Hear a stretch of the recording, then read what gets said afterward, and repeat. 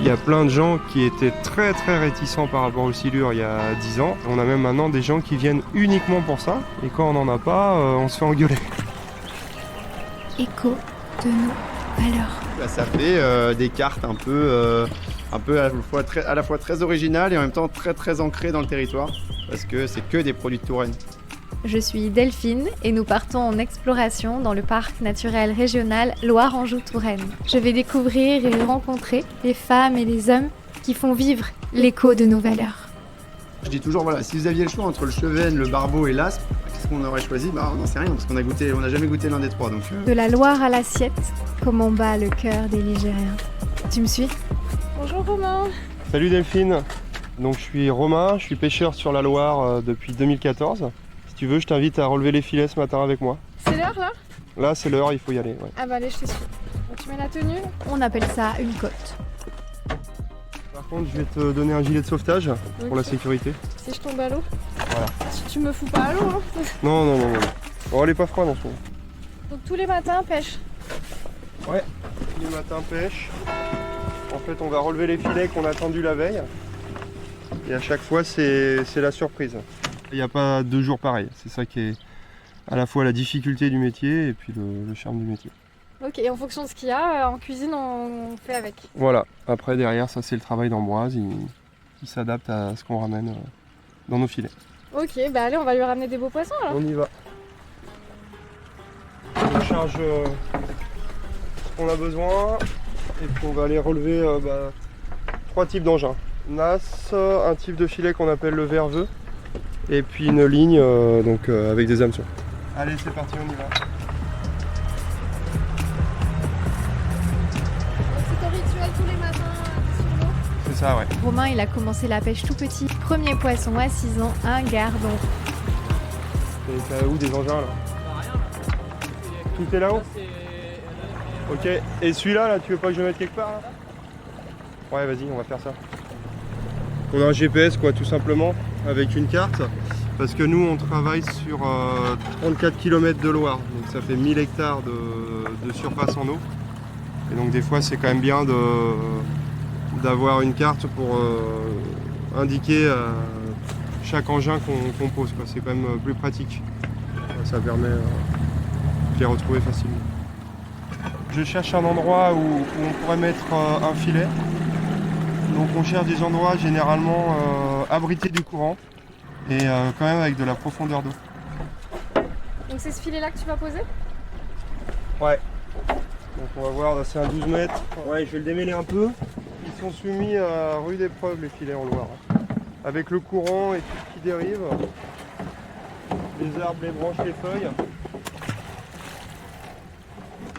Ça y est, il est posé? Là il est posé. Donc il n'y a plus qu'à attendre demain, voir ce qu'il a pêché. Donc à une extrémité il est relié à la berge. À l'autre extrémité il y a un poids et une bouée pour le signaliser. Et voilà, il est là le long du bord. Donc en fait on compte sur le fait que les poissons vont venir dans cette zone calme, se reposer, se déplacer. Parce que les poissons ils sont pas fous, hein, ils sont pas en plein courant. Hein. Donc ils vont pas voir le filet et ils vont s'en mêler. Ok. Si ça marche, s'ils viennent dans ce coin-là, s'ils font la bonne taille, s'il fait beau, il y a tout un tas de facteurs. Nous, on met rien en dessous de 55 mm en taille de maille. Donc ça fait des poissons qui font minimum, grand minimum 30 cm, ça dépend des espèces. Ça permet d'avoir des poissons déjà qui sont déjà reproduits. Et ça permet d'avoir des poissons qui sont intéressants à travailler derrière. Parce que nous, derrière, on les cuisine, on les transforme. Il pêche des poissons de bonne taille, mais aussi des espèces abondantes pour préserver le milieu naturel. Nous, les plats au restaurant ont quasiment le même prix. Qu'on fasse de l'anguille ou qu'on fasse du mulet ou du silure, on gagne pas plus d'argent. Autant prendre les poissons les plus abondants en priorité. Et non pas ce qu'on nous demande le plus. Parce qu'au départ, quand je me suis installé, on me demandait du brochet, du sandre, de l'anguille. Et en fait, c'est des poissons qui sont très bons, hein, mais qui sont relativement rares dans la Loire. Par contre, on ne me demandait jamais du chevesne, de la brème, du gardon, enfin voilà. Et pourtant, ça, c'est des poissons qui sont très présents. Et donc après, grâce à la transformation, grâce au restaurant, on arrive à les faire apprécier autant que les autres, voire même plus. Pour vivre de la pêche, ils n'avaient pas d'autre choix. Ils servent aux clients ce que la Loire propose. Comme le silure par exemple. C'est un poisson qui se mange, qui est très très bon à manger, qui n'a pas d'arête. Et pour le coup, là, qui est vraiment très abondant, hein. Nous, c'est 40% de nos captures. Il y a plein de gens qui étaient très très réticents par rapport au silure il y a 10 ans. Et maintenant, on arrive à les amener à en manger et à l'apprécier. Et on a même maintenant des gens qui viennent uniquement pour ça. Et quand on n'en a pas, on se fait engueuler. Donc c'est marrant de voir le changement de point de vue des gens. C'est bien, c'est intéressant. Ça veut dire qu'on peut, en expliquant les choses, on peut changer, quoi. Vous pouvez faire votre activité tout en préservant le milieu en fait. De toute façon, nous, on est locataire de notre secteur de pêche. Et s'il n'y a plus rien, on ne peut pas aller ailleurs, hein. C'est pas comme en mer où c'est pas moi qui ai pêché, c'est le voisin. Là, je suis tout seul là, sur les 34 km. Et je suis tout seul et je peux pas en changer. Donc j'ai tout intérêt à bien gérer le secteur. Je dirais la principale particularité de la Loire, c'est qu'il y a encore, heureusement, des variations de niveau d'eau qui sont très importantes. Entre l'été et l'hiver, on peut avoir 4-5 mètres de différence. Ce qui est génial parce que ce qui fait que tout bouge. Les bancs de sable se déplacent, les îles se déplacent à une échelle de temps beaucoup plus longue, mais elles se déplacent quand même. Puis le fait qu'il y ait des variations de niveau d'eau, ça fait une diversité de milieux qui est propice à beaucoup d'espèces. Nous on pêche une vingtaine d'espèces différentes. Donc c'est très très riche. Là je vais lever une nasse. Donc en fait c'est l'équivalent des casiers en mer. Donc voilà, c'est un piège à poisson. Alors attention, ça va peut-être taper un peu. Ça c'est la surprise. Voilà. Ouais, on va voir ce qu'il y a dedans. Hein.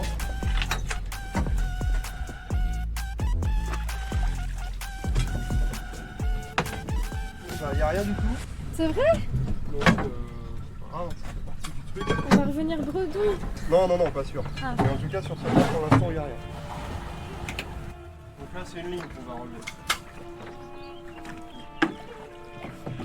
Voilà. Ouh, ça bouge. Là, on a un silure là-haut.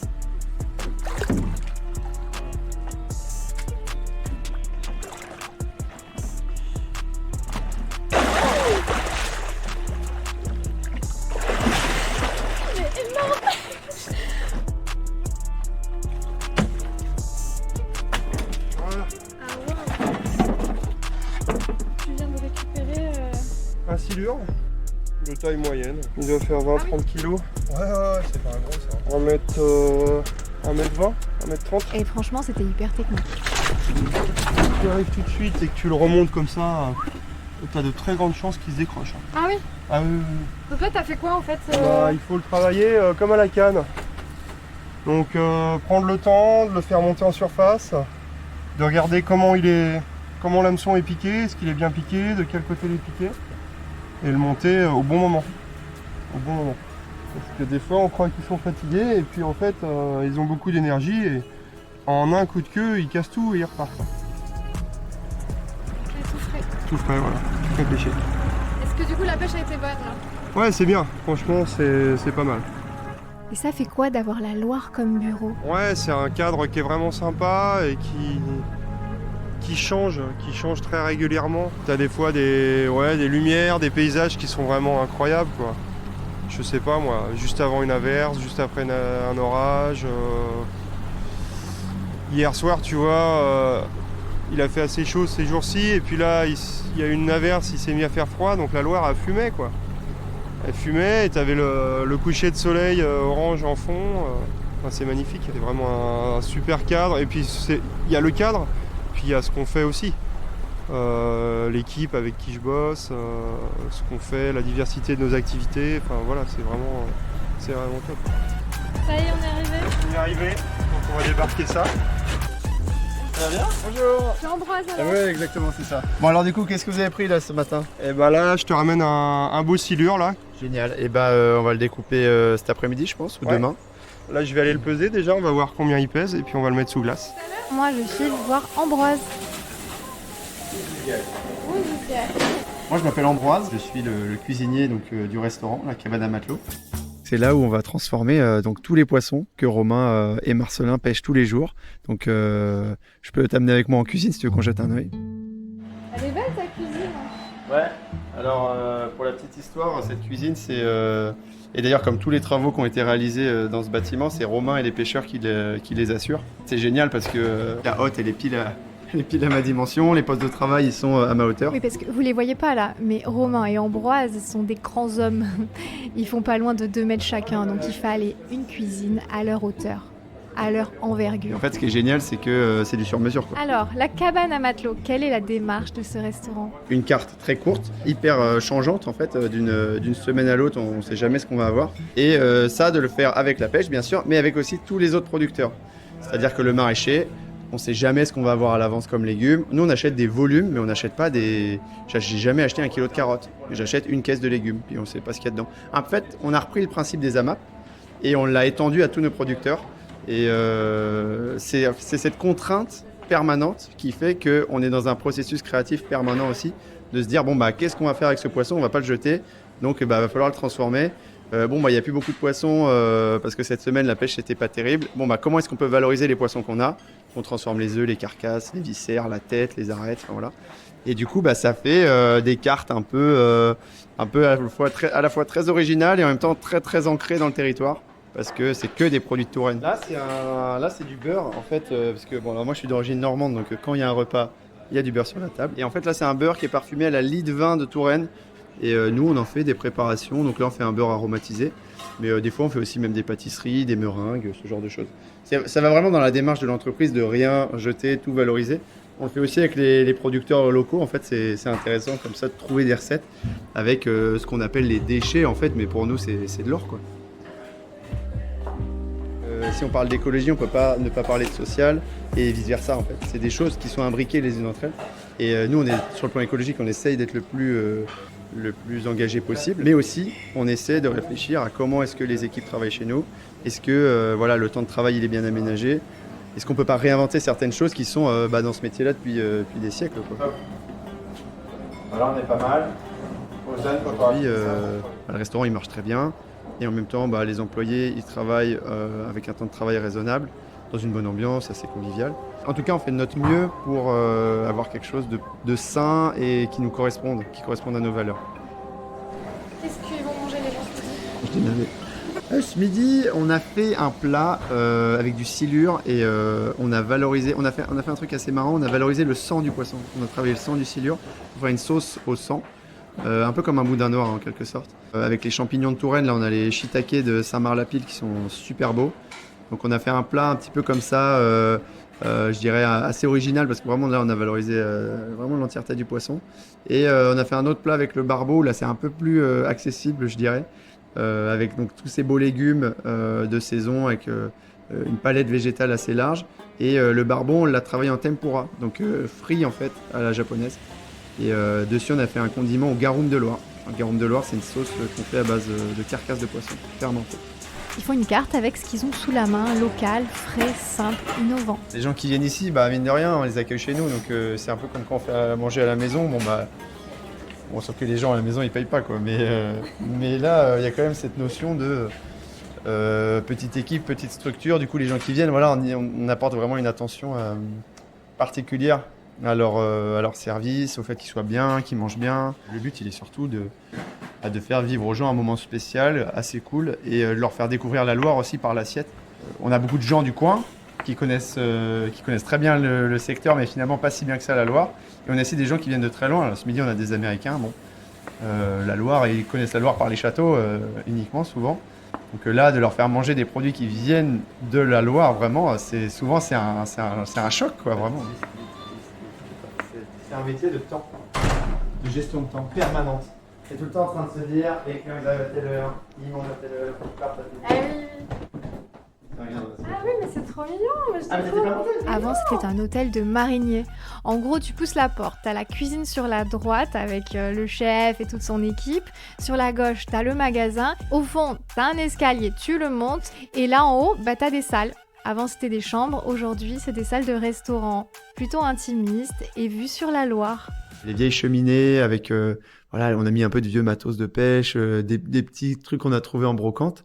Donc moi j'aime beaucoup les salles du restaurant, je trouve qu'elles sont vraiment superbes. On a l'impression de manger chez mamie un peu, des fois les gens ils nous disent ça. Et voire même il y a des gens qui nous donnent des trucs, des clients qui viennent ici qui nous disent « Ah mais il y avait ça dans mon grenier, je vous le donne ». Et ça c'est génial. Les gens se sentent hyper investis dans le truc et ça moi ça me fait trop plaisir. C'est comme des fois on vient nous donner des herbes aromatiques. Là j'ai un client, il va à La Réunion, il revient avec des gousses de vanille, il m'en donne « Ah tu vas en faire quelque chose de sympa ». Et en fait, quand je trouve on arrive à avoir cette relation avec nos clients et qu'on arrive à créer un lieu comme ça qui profite vraiment à tout le monde, je trouve que c'est gagné quoi. Ça fait vraiment un lieu de convivialité en fait. Je suis vraiment tombé amoureux du lieu parce que déjà j'adore la pêche et c'est quand même un super spot avec la Loire, l'Indre, le Cher, ouais. Des choses super. Et puis il y a vraiment une biodiversité, une nature qui est omniprésente en fait. Voilà, il n'y a qu'à regarder à travers les fenêtres. C'est toujours un plaisir quoi, de s'émerveiller devant les oiseaux qui arrivent. Là il y a les hirondelles, les sternes qui passent devant nous. C'est chouette quand même, on est privilégiés. Cette nature, il la met dans l'assiette. Là, c'est le début du service. Il est midi 5 maintenant et les gens commencent à arriver donc autour de nous. Là. Et là, moi, je vais descendre, j'ai commencé à préparer 2-3 trucs. Et puis, on se retrouve dans 2 heures, 2h30. Normalement, à 14h, on a envoyé tous les plats, 14h30 les desserts et les gens partent à 15h. La mise en place, c'est la préparation avant le service. Et le service, c'est pas juste servir les gens. Le service, c'est aussi préparer dans l'assiette pour ensuite servir les gens. Il n'y a pas de frontière entre la salle et la cuisine, en fait. C'est une équipe qui travaille ensemble pour régaler les convives. Exactement. On s'est amusé parce que tu as les premières fraises qui arrivent. Et en même temps, tu as le sureau qui fleurit en bord de Loire. Tu te dis, vas-y, tu vas faire un dessert fraise sureau. Allez, venez, on fait les petites souris pendant quelques minutes, le temps d'un service en accéléré. Ouais, vous avez la tenue et tout, hein. Nœud papillon, Sérieux, c'est quoi? C'était une petite gargote, toi. gargote du bord de Loire. Et un restaurant, c'est vraiment un passeur. C'est-à-dire que les vrais stars des restaurants, c'est les producteurs en réalité. Parce que c'est eux qui font des produits exceptionnels et nous, on les transforme, on les met dans une assiette, on les sert. Mais sans produit exceptionnel, il n'y a rien qui se passe. Bonjour. C'est la table de 8, c'est ça? C'est ça. Super, je vous accompagne, ça sera les 16. C'est pas moi si je fais ça. En haut, la salle, en bas, la cuisine. En bas, on dresse les plats, en haut, on se régale. C'est une très belle salle, une vue sur Loire. Du coup, tu checkes les assiettes avant de partir. Toujours, quand j'ai le temps. Et après, ça part. Ça sort. Alors chef, j'annonce pour la 2 couverts, 2 chevennes, un baf, un silure et 2 sureaux. Bonjour monsieur. Je peux l'accompagner à sa table. La cabane à matin. Là c'est du barbeau, des farces de barbeau. On a trempé dans la tempura. En haut, on prend son temps et en bas, tout est millimétré parce qu'en cuisine, le temps, c'est la clé. Ah, super, Madame, alors là on va commencer avec une petite salade de chevennes marinées au vin blanc de Touraine, bien sûr. Donc là c'est le cépage chenin pour une dégustation.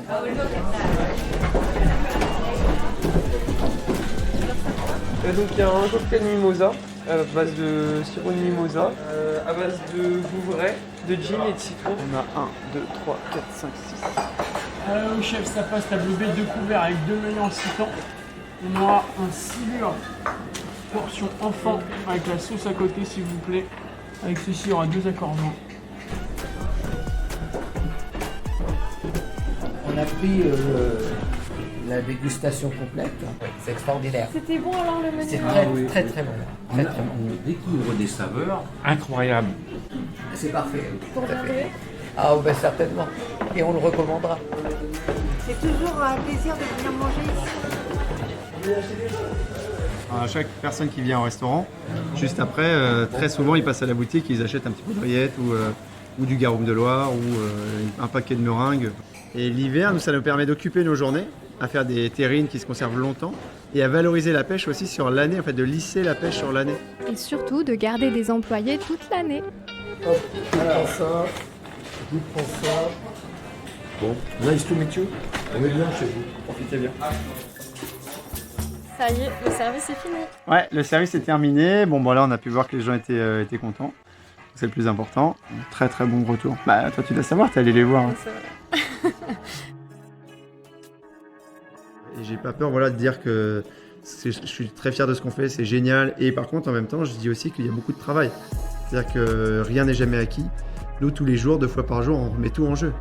Et c'est cette fragilité dans le métier que j'aime beaucoup et qui rend les choses encore plus belles en fait parce que c'est jamais gagné, quoi. On va tout remettre à plat et on va recommencer. Ça, moi, ouais, ça me fait m'épanouir. Ça fait qu'aujourd'hui, je suis très content dans ce que je fais. Ouais. Attends, j'ai envie de rigoler. Là, ici. Ici, tout est imbriqué. Créer, partager, se régaler. Un grand merci à Romain, Ambroise et leur équipe, ainsi qu'au Silure pas si gros qui a montré le bout de son nez sur le bateau et qui régalera demain de nombreux convives.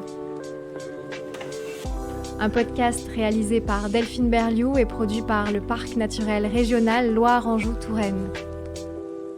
Écho, écho, écho. De la Loire à l'assiette.